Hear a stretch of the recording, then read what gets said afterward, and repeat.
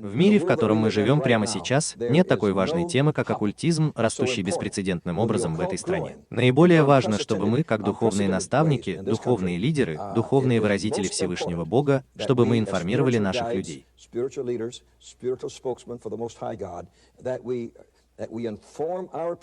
Мы не можем никого заставить что-либо делать. Мы можем только информировать. Мы информаторы Бога. Мы послы. Посол приезжает в другую страну и представляет то, во что верит его нация и чего от нее ожидают. И его ответственность прекращается. Он не может заставить эту страну делать то, чего он от нее хочет. Он может только сказать: это то, что моя нация хотела бы, чтобы ты знал. Мы представляем Царство Божье, Царство Небесное. И мы можем только сказать, что это то, что Бог хочет, чтобы мы знали, какими Он хочет, чтобы мы были. Что Он хочет, чтобы мы делали. И это очень важно, чтобы мы учили этим вещам. Дело не в том, что мы просто знаем их, а в том, что мы им учим. В Слове Божьем очень ясно сказано: то, что вы получили даром, отдавайте даром. Мы не должны быть резервуарами для хранения. Не предполагается, что я должен знать огромное количество информации об этом потрясающем предмете со всего мира и хранить ее у себя за пазухой. Видишь ли, предполагается, что я должен поделиться этим, и что ты поймешь это сам. Вот что такое Библия. Библия — это история о том, что Бог сделал, что Бог делает и что Бог собирается сделать. И затем ты принимаешь решение, хочешь ли ты верить в то, что Он сделал, хочешь ли ты принять то, что Он делает, хочешь ли ты понять, что происходит. Если это произойдет, то Библия станет книгой божественного откровения. Это важные уроки, и я должен сказать, что они очень сильные, возможно, самые важные из всех, которые я когда-либо получал. И что эти исследования имеют отношение к неестественной силе и господству над разумными существами. Это силы Нижнего мира, стремящиеся доминировать над духовной жизнью или недуховной жизнью в человеческом мире. И поэтому мы должны осознать это. Сейчас мы имеем дело не с одной частью мира. Неужели я живу в более чем 100 странах мира? Я пришел к пониманию того, что дьявол хочет причинить боль людям в Индии, Китае, Индонезии, Малайзии и Австралии. Точно так же, как он причиняет боль людям в Индии, Пакистане, на Ближнем Востоке, в Европе или Америке. Сфера охвата этих исследований универсальна. И ты увидишь, что она универсальна. Это имеет отношение не только к нашей планете Земля, но и к небесам, а также к вечности в аду, понимаешь? И поэтому мы имеем дело не с мелкой темой. Мы имеем дело с темой, такой же большой, как Вселенная. Когда ты выходишь на улицу и смотришь на звезды ночью, понимаешь, насколько велика эта тема. И ни один человек никогда не понимал ее до конца. Ни у кого нет полных ответов на все вопросы. Но слава Богу, мы вместе можем их получить. Так что давайте искать их сообща, искренне и глубоко, и Бог, несомненно, поможет нам узнать это. Мы обнаружили, что дьявол не имеет никакого отношения или уважения к расе, нации, личности, обществу или культуре, что он желает причинить боль каждому человеку на этой земле.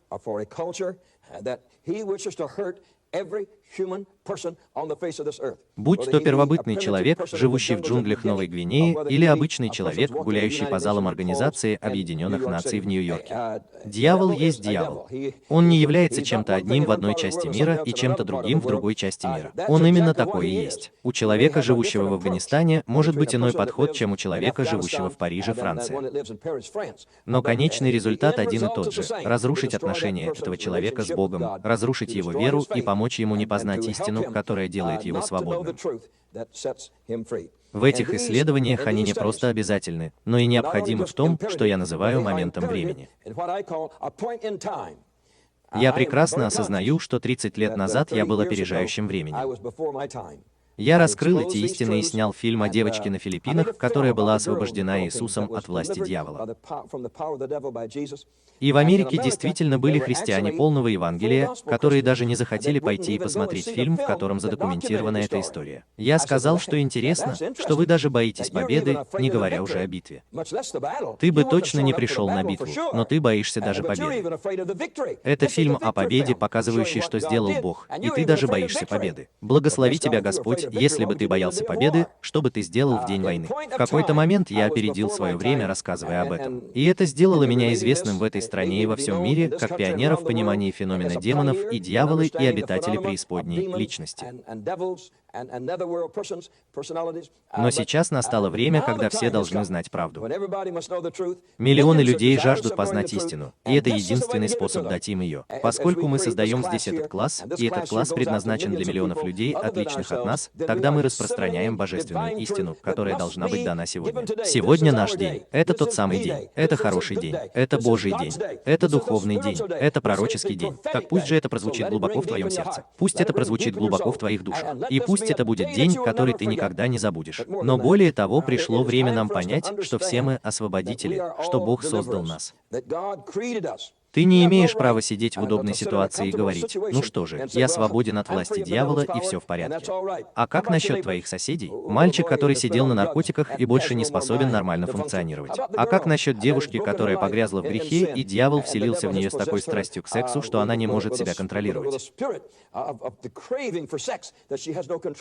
Эти люди нуждаются в любви. Им нужно понимание, и они должны знать, что существует большой злой дьявол, который виноват в этой проблеме, и что Иисус может освободить их. Нет ничего такого, что когда-либо делал дьявол, чего Иисус не мог бы исправить. И нет такой силы, которую Он продемонстрировал, которую Христос не смог бы подчинить. Он царь царей, Он Господь господствующих, Он могущественный, Он избавитель. Знай это, верь в это, прими это.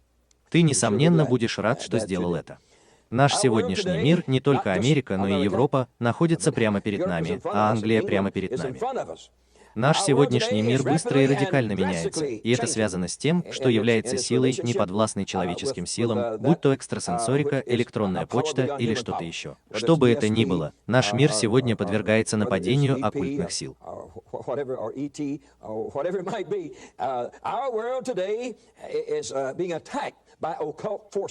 Магия – одно из величайших достижений в истории человечества. Прямо сейчас она пользуется успехом.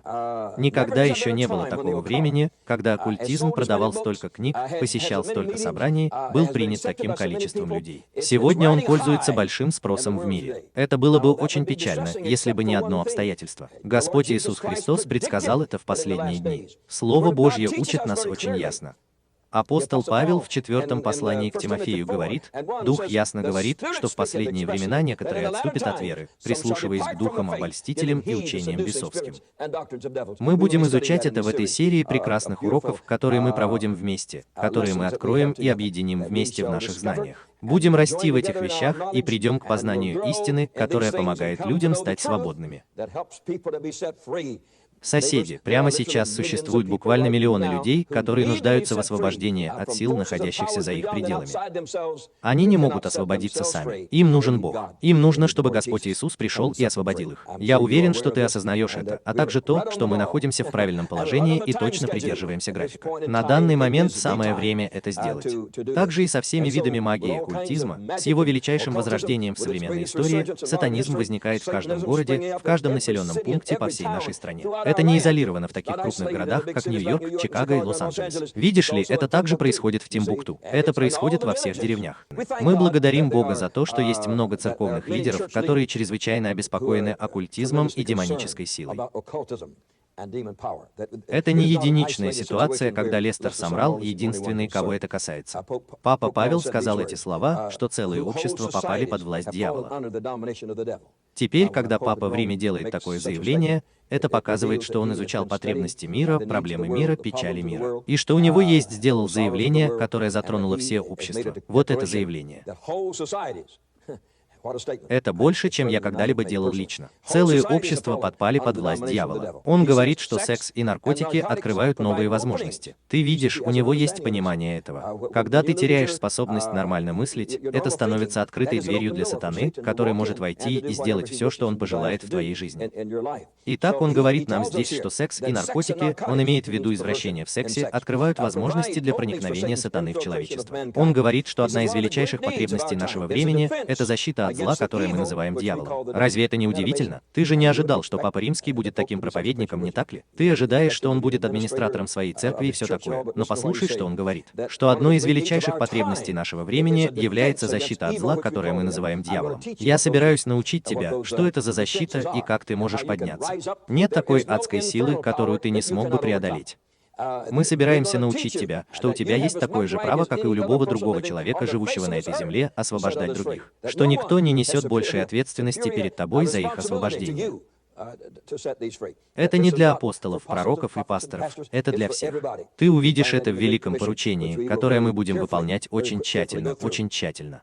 И он говорит, что так оно и есть, что мир находится под неясным господством. Разве это не удивительно? Организация Объединенных Наций находится под неясным господством. Страны общего рынка находятся под неясным господством. Страны третьего мира находятся под очень неясным господством. Разве это не удивительно? Только церковь может раскрыть это. Только церковь может подняться и сказать: подожди здесь минутку. Нам что-то нужно. Нам нужен Бог. Нам нужна помощь. Нам нужно благословение. Только Бог может это сделать. И поэтому на этом вводном уроке, на который мы приглашаем тебя, мы надеемся пробудить твой чистый разум, пробудить твою душу внутри тебя, стать сильнее, чем когда-либо прежде. Никогда раньше. Послушай, мы хотим это знать, и мы хотим это понять, и мы хотим быть в состоянии это сделать. В последнем заявлении, с которым выступил Папа Римский, он сказал, что это сатана, князь этого мира, враг номер один, с которым мы должны бороться. Разве это не удивительно? Разве это не что-то особенное? Теперь мы перестаем бороться с деноминациями, с нашими доктринами, чтобы узнать, кто наш истинный враг. Теперь мы на стороне друзей римско-католиков. Со стороны протестантов эти слова сказал доктор Билли Грэм. Он говорит, что дьявол активно борется с растущим религиозным возрождением в Америке. Теперь ты должен сделать паузу на мгновение. Сегодня в нашей стране происходит мощное пробуждение. Это неправильно понимают. Средства массовой информации высмеивают это. Это высказывается против старых верований и деноминаций и так далее. И вот он говорит о том, что дьявол активно борется с растущим религиозным возрождением в Америке. Речь идет не о деноминационализме, а о возрождении. В этой стране происходит возрождение. В этой стране происходит возрождение, и дьяволу это не нравится. Он хочет бороться с этим. Он хочет неуважительно отзываться об этом, и он использует средства массовой информации и кого-либо еще, чтобы продолжать это. Теперь он говорит, что доказательством работы дьявола является растущий интерес к оккультизму. Это доктор Билли Грэм, баптистский священник и служитель всего мира и всех деноминаций, как вы знаете. Он говорит, что дьявол делает это, проявляя повышенный интерес к астрологии, гаданию на картах Таро, спиритическим доскам, хиромантии, предсказанию судьбы и особенно колдовству. Вот слова доктора Грэхэма, и они включены в эту учебную программу, которую вы можете получить здесь. Для всех нас, занимающихся духовной работой, совершенно очевидно, что люди могут быть одержимы демонами. Сейчас тебе следует подчеркнуть это. Вот что говорит доктор Билли Грэхэм после своего 30-летнего опыта работы по всему миру. Он говорит, что это совершенно очевидно не только благодаря чтению Библии, но и благодаря тому, как мы живем, и это никого не оставляет в стороне. В духовной работе люди, человеческие личности, человеческие существа могут быть одержимы злом, злыми духами, которые не принадлежат этой земле. Они принадлежат чему-то другому помимо этой земли. Они могут подвергаться их преследованиям. Они могут даже находиться под их контролем, и их становится все больше и больше. Вот это и есть вызов. Вызов, брат. Это вызов, который сегодня должен охватить каждого человека в Америке.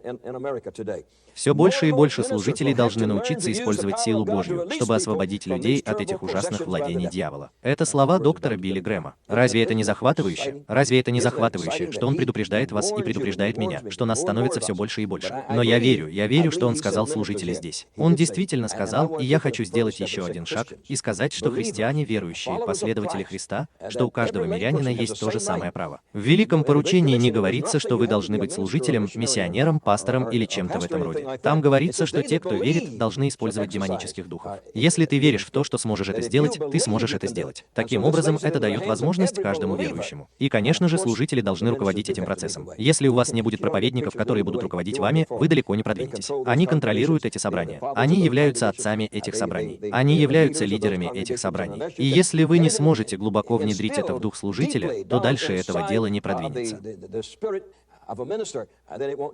Миряне могут делать все возможное по периметру, но если это будет происходить прямо по главной улице, то священник должен быть тем, кто говорит. Он говорит об этом с кафедры, верит в это всем своим сердцем и заботится о своем народе. Теперь очень просто освободить любого человека от власти демона. Ты можешь приказать этой штуке выйти наружу, и так оно и будет, как ты веришь. Это несложно. Нет ничего особенного в том, что ты работаешь с каким-то мощным объектом, какой-то горой.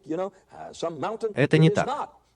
Это просто чистый способ жить духовной жизнью, когда ты сталкиваешься со злом, как сказано в Библии, ты сопротивляешься ему, и оно убегает от тебя. Ты видишь? У тебя есть сила и авторитет. Тот, кто есть в нас, больше, чем тот, кто есть в этом мире. И поэтому нас не оттесняют назад и не низвергают вниз. И никто не может сказать, что у нас нет на это права. Нам было поручено сделать это под руководством генерала небесных армий, которого зовут Иисус. Нам было поручено сделать это. Так что дело не в том, делаем ли мы это, если хотим, или не делаем, если не хотим. Важно то, что Иисус сказал: делай это. И поэтому мы получаем божественное вдохновение благословлять наших соседей и друзей.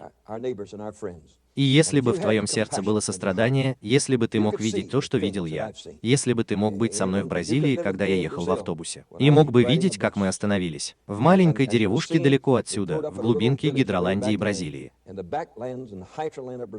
Там у них был мужчина, привязанный к столбу.